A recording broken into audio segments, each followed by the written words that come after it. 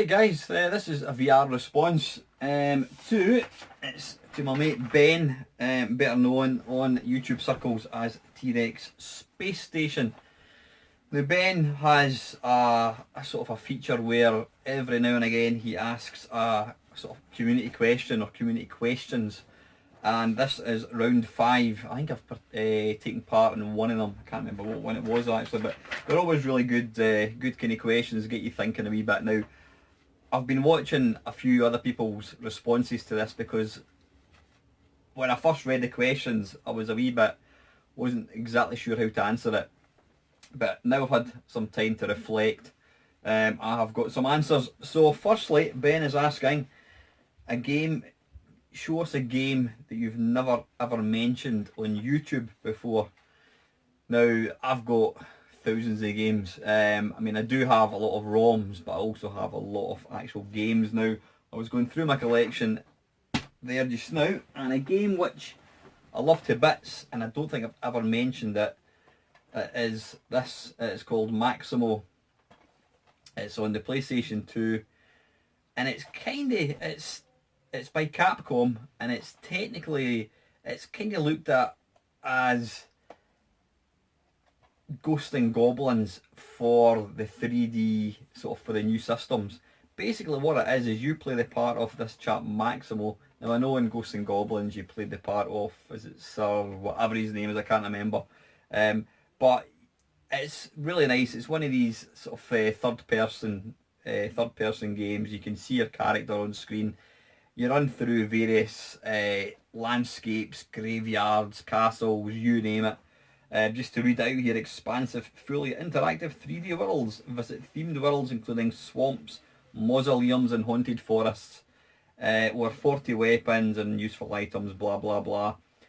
It's really nice, it's really cartoony, it's challenging, but it's easy to play, it's not difficult to play. The atmosphere is fantastic, it's all real nice cartoony type graphics. It's quite cheap to buy as well. Maximo, now there is actually a sequel to this called Maximo 2. Should there be any doubt that it's a sequel. But I love this game to bits, as I say. It's kind of like Ghosts and Goblins, but in 3D. Or it's not 3D, but you know what I mean. Rather than the 2D scrolling one that we're used to. But it's a great game, really good. You can get it for probably a couple of quid. Maximo. So that is the first game that I have never mentioned. Well, there's loads of games I've never mentioned, but that's my one for this one. Second one, a game with Disney characters in it. I couldn't think of any offhand because I wouldn't knowingly go out and buy a game with Disney characters in it. Certainly not for myself. I mean, one of my favourite games that's got a Disney character in it is it Mickey Mouse and is it Castle of Illusion on the Mega Drive. I don't own that game. You know what? I've actually got shitloads of Mega Drive games up in the loft. I may well own it. I'm not too sure, but it's a fantastic game, really good. But that's not the game I've picked. The game I have picked, which I own, which has a Disney character, it is this. It's called Magical Mirror, starring Mickey Mouse. And it's basically join Mickey in a fun-filled adventure as he gets lost in the magical world inside his bedroom mirror. This is on the GameCube, and I've got to say the graphics are fantastic. Really, really, really arcade, not arcade quality, real kind of, and real Disney quality graphics. I can't say I've really played it. I mean, I bought it for Eva. I have watched her playing it in the past. But it's excellent. It's a really, really, really nice looking game, but I can't say very much about it because I haven't really played it. It's not a game I would really knowingly play myself.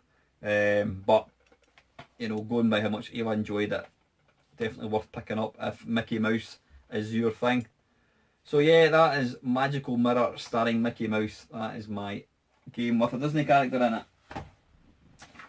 Next one, an exclusive game. Now, what Ben's meaning by this is a game that only came out on one system, wasn't released for any other systems. Now, that was quite an easy one for me. One of my favourite franchises of all time, it is Pikmin. Fantastic game.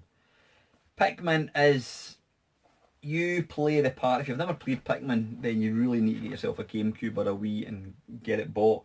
Pikmin, you play the part of a little character who has, he's a spaceman and he crash lands, he doesn't so much land, he crashes on a planet and his rocket disintegrates into various parts. Now you've got to try and find the parts for your rocket, build the rocket and then escape the planet. You've only got so many days to try, and you've got so many days at night time. These different creatures come out. You've basically got to get back in your your spaceship before the day runs out. So you think you've got 30 days, but the way you do it is you actually find little Pikmin. There are these little, I don't know if you can actually see these little characters. You get yellow, you get red, you get white, you get black, and you get blue. Blue ones can go into water, red ones can go into fire, yellow ones, what can yellow ones do? I can't remember what yellow ones do. Electricity? I think it's electricity. But you basically, you hatch these little Pikmin, and the more you play it, the more Pikmin you get, and you can actually control these Pikmin. So you can control maybe 100 Pikmin and you get them to kill baddies. But it's a fantastic game. I mean, the graphics are just outstanding. Typical Nintendo at their very best. You know, if you think like Pokemon is varied for different characters, well, you should check out Pikmin. It's just got wonderful graphics. It's really addictive. I've got to say, the second one, the first Pikmin is really good, but it's damned difficult, really difficult. You run out of time way too quick. Now I think the second Pikmin, I'm trying to remember. Yeah, you know what? This Pikmin, I think you've got. Does it tell you? I think you've got something like 24 days to complete it.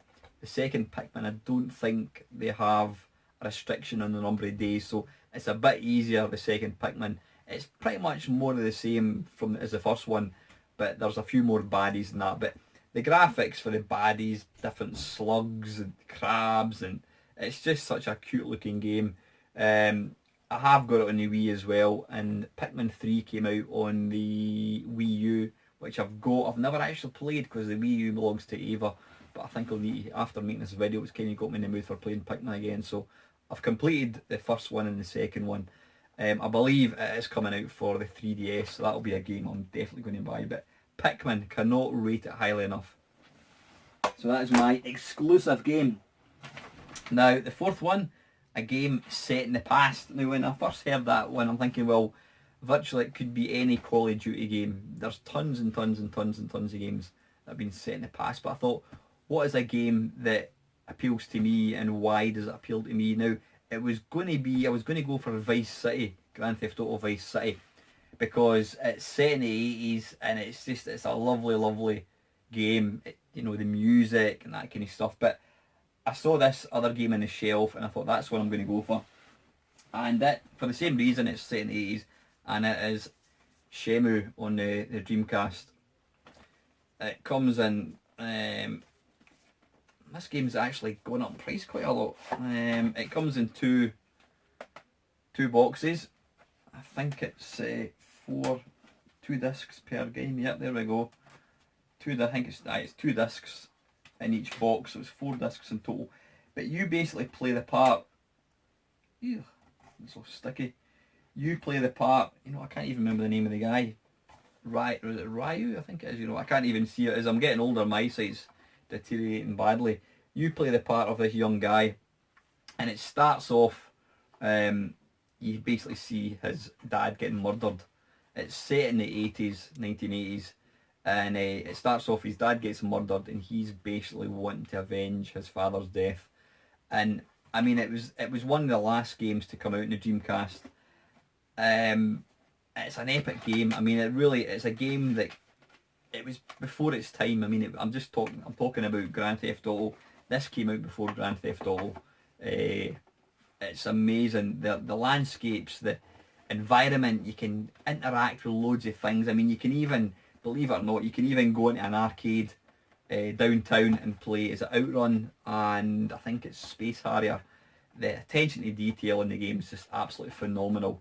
The character acting is pretty good as well. Yeah, some of it's a bit, you know, not the greatest, but atmosphere wise, this is absolutely phenomenal. Now this game goes for quite a lot in the Dreamcast. It did also get released on the Xbox, so you can probably get it slightly cheaper on the Xbox if you go, on eBay, whatever it is. And I do believe, well, Shenmue 2 came out, but there's actually a Kickstarter for Shenmue 3, so I think that has actually reached its target and is actually currently getting made. So I will absolutely be all over it when it does get released. But yeah, fantastic game. It's set in the 80s. Lots of nods to music and just different things, I'm an 80s kid. I grew up in the 80s as a teenager, so the 80s is definitely my era. But yeah, a game that's set in the past. My favourite is Shenmue, and that was by Sega. And very lastly, a game that made you think. Now, I was thinking Tetris, I was thinking Palladium, which came out in the DS, Nintendo DS, but I tried to think outside the box, and what I've come up with is a game. It didn't make me think so much, but yeah, you know what it did? It's a game that really hit a nerve with me. It got me thinking, and that game is this. It's called Heavy Rain. Quite appropriate living in Scotland. Heavy Rain, and this is on the PS3. I don't want to spoil the game. It starts off. It's got the opening of this game is quite horrific actually. I remember watching it and I'm thinking, holy shit! And I actually let my daughter see it, and she was quite upset after seeing the start of it. But basically, well, yeah, I'm not going to spoil it, but I can relate. Well, yeah, I'm going to tell you the start. I mean, I'm not going to tell you the finish, but it starts off this guy, his young boy, he's 10 years old, his young boy actually gets killed by a car, and he ends up in this sort of vivid dream. You don't know whether it's real life, you don't know whether he's dreaming or what, and he's basically trying to find his son. And it's just that it flicks between different characters. It goes between this private detective, it goes between the police force, it goes between the guy that you play. I've got to say the guy that you play. I don't know if you can see that. It is Steve Benway, by the way. It is absolutely Steve Benway without the glasses. But yeah, it's a game. I mean, it got here unlike anything else this year. 9 out of 10. It just gets you thinking. It's very, very. It hit me emotionally on a because I've got a daughter. I could relate to what the guy was going through, and it just got me thinking about how I would cope in that situation. Sadly, what happens to the guy in this happens in real life, and it really, really got me thinking. Really good. Is it a good game? I'm not sure if it's a great game. I mean, the animation and the actual graphics for it are incredible. It's almost like, I would almost describe it as a Dragon's Lair, but for this era. You make a choice, and yeah, you do get to walk about. You make a choice, and that choice will then impact on what happens later on in the game. But it's quite gruesome, but it just got me emotionally.